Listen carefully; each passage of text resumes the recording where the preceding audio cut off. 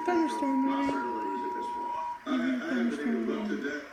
That's the first time that I've seen that. Nor do I want to look at it A because severe thunderstorm warning.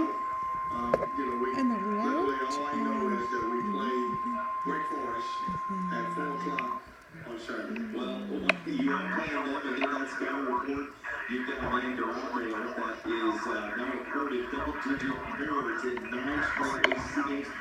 That's the most since a guy named Tim Duncan did have 11 back in 96, 97. What do you have with a guy that could pull a double-double 9 in, 9 out? He's good. He may be the most improved player in the league and playing great. Rebounding the basketball. He's scoring the basketball also. He's really good. He protects the rim. He's got a lot of it. He's a big concern of ours. The record doesn't necessarily show it by your Wake Forest, but they have been very competitive at the last 5 close games. Do you figure that one of those teams is sitting there thinking that maybe our record will probably a little bit better than our record? Absolutely, they are. They're a good basketball team. You look at it, anytime you beat, they beat Georgia Tech, and they by 18 the last time, no, 17 or 18 points.